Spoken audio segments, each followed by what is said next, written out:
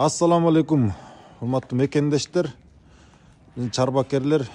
Biz кайрадан эле Калбек агабыздын чарбасындабыз. Калбек, ассаламу алейкум. Кандайсыз? Жакшы, буйрса келдик. Ош облусунда Кара Суу район Жоош айылы. Жоош айыл өкмөтү Кайрат айылы. Жакшы турасыздарбы, амансыздарбы? Жакшы. Бул жерге кайрадан келгенибиздин бирден бир себеби Калбек аба Абирдин аңгус букаларын бизге буйртма берген. Кудай буйрса мына 116 баштын эсебинде кагаз жүзүндө кайрылды эле. Ошону Кудай буйрса бүгүн реализовать этип ушул чарбага алып келип отурабыз. Бул жерден чарбаны тартып баштаганыбыз буга чейин күздүн күнү бир чыгарылыш кылганбыз. Могул жабылган сарай мындай эмес, ачык эле. Калбек, биздин чарбакерлерге ушул Ош облусунда жана эле ушундай бир жылуу региондорго сиз момундай сарайды сунуштайсызбы кышкысына? Буну эмне себептен мындай кылып жаап койдуңуз? Буну эми мына кышкыга кичине жылуураак болсун деп өзү бул летний сарай да. Анын алды ачык эле өткөн тартканы азыр. Буну азыр мына киномка менен мынантип жылуулап койдук текени калып. Күнү сыганда буну алып коет. Анан айрыкча бул ыкманы Кыргызстандын кайсы бурчу болсо да кылса болот эле. Себеби Абирдин аңгустар өзүң билесиң, суукка аябай чыдамдуу экен. Көп жылуу кармасаң дагы кичине кыйналат экен. Теп дегенде.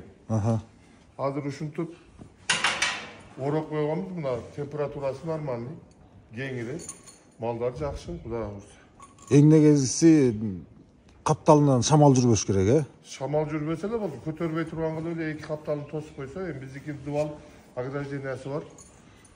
Ошон үчүн Кудайга шүгүр жакшы. Бизде дагы катуу шамал болот, иштеке болбоду. Себеби бул ыкманы көп жылдан бери колдонобуз. Наркы сарайларда дагы ушундай.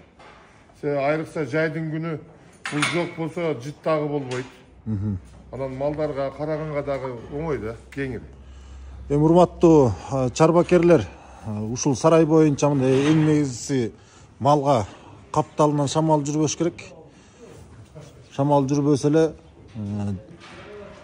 мал өзүн жакшы сезет. Мына сарайдын ичи жылуу экен. Бул жерде Абирдин аңгус букалары байланып турат. Мына 116 баштын ичиндеки байланып турган Абирдин аңгус мына 1,5 жаш, 1 жаш 8 ай, 1 жаш 9 ай. Бул болсо мына буга чейин сатып алган букаңыз, Рейнекеш чарбасынан. Рейнекештин букасы ушул. Мына 2 жаш эми болду, Кудай буйрса. Мына 2 жаш жакшы, өтө мыкты деңгээлдеги багуудагы Калбек агабыздын тукумдук букасы. Канча бир 850-900 килограммга барып калабы могу килограмм, Тирүү салмагы. Тирүү салмагы одан көп. Азыр буну этеле өзү 600 кило. Барып калат, ошого. 600-дун арысы болду. Мына бука видеодон канчалык биз видеодон көрсөтүп берип атабыз билбейм, бирок бука өтө эле зор. Калбек агабыздын өзүндө турушун көрдүңөр да, мына.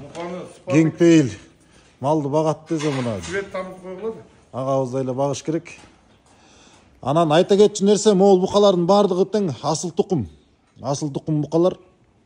Кимде ким таза Абирдин аңгус алып өзүнүн уйларына кошом дегендер болсо, Калбек агабыздын мына сарайы, анан Калбек номер телефон бар, байланыш. Номер телефон бар 59 менен 485 499. 0559 менен 485 499. Мына кимде ким алам десе, мына жазга даяр букалар. Урматтуу туугандар, Абирдин аңгус таза букалары мына. Бүт эле уруктукка деп атат. Кудайым буйрса ошо уруктукка ким алам десе, мына байлап да жоошуп да койгон экен. Тоюттандыруу маселесине келсек, сыйласы өтө мыкты сапатта. Абирдин мына жейт, баягы семичкеси бар ичинде. Бул семичке менен баягы биз чыгарылышта тартпадык беле? Буга чейинки биздин каналда. Бул жагы бүт эле наркы 2 тане ачылат. Биздин каналдагы Калбек агабыздын сарайындагы тоюттандыруу маселесине да кайрылганбыз. Ошол жерден да мындай тереңирээк көрсөңүздөр болот. Мына акырда туз, саман, силас, жем. Баягы сиз Айбек сен келгенде мына жок эле. Акыры жок эле. Мына фабрикалар. Баягы суу коюп турган. Баягы силер жетелеп сугарчу эмес белең акырга. Баягы немени чараны кылып алып туруп, ролик менен сугарат элек. Азыр эми ушуга кылып койдук. Жакшы, өздөрү каалаган убакта суу иче берет. Азыр обед малды ачабыз. Себеби бул жем жеп аткан бука малдар өзү негизи суу жанында постоянно турса болбойт да. Ошон үчүн обед малды ачып коебуз. Урматтуу туугандар, могу букалардын негизи асыл тукум Абердин Ангус деген эт багытында букалардын алды дагы, арты дагы бирдей болуш керек да. Көрдүңүздөрбү? Ушул букалар азыр орточо салмак менен 520 килограммга чейин. Орточо салмагы. Таразан менен тарткан чоң кишинелери менен айланганда ошо 516 килограмм менен айланып туранан байланган. Эми азыр байланганда албетте булар бир аз стресске чалдыгат. Стресс болот. Себеби булар ээн жүргөн букалар да.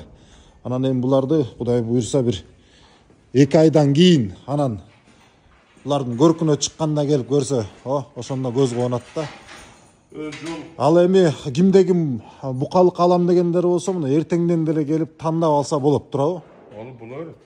Бардыгыны пилимной картасы менен, паспорту менен асыл тукум. Себеп сандан сапатка. Себеп 10 мал баккандан көрө 2 малды багып туруп пайдасын көрсө жакшы. Мына биз уже былтыркы төлдөрдү уже топокторду сатууга койдук, баштадык. Баягы чыгаргандан кийин тынбай коюшту. Кечегине дагы саттык, өтө жакшы результат.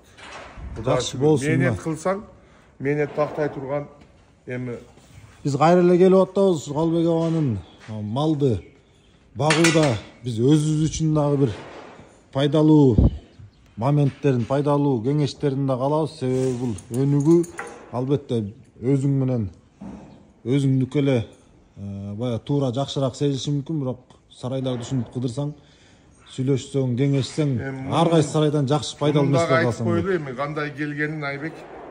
Баягы Кыргыз Орус өнүктүрүү фондунан баягы бизге арзандатылган кредит катары Эвка деп коет экен. Ошо Эвканын артынан келген, через тендер келген малдар, өзүң билесиң. Арис менен. Арис проекти. Арис проекти менен иштеп чыккан, кичинекей чакан фермерлер, чоң фермерлерди ушу өкмөтүбүз колдоо иретинде ушуга Кудай буйруп биз дагы документ тапшырып өттүк эле. Мына күтүп Кудайга шүгүр келди. Жакшы, азыр ушуларды келип мына бир жума болду келгенине. 4 күн, 5 күн болду. Ушу колго байлап үйрөтүп, кичине чарчагы чыга элек мал. Дагы Кудай бир 10-15 күндөн кийин өзүнө келип калат. Болсун, буйрсун. Булар азыр 3000 километр, 4000 километр жүрүп келди эми почти Айбек. Болсун, буйрсун.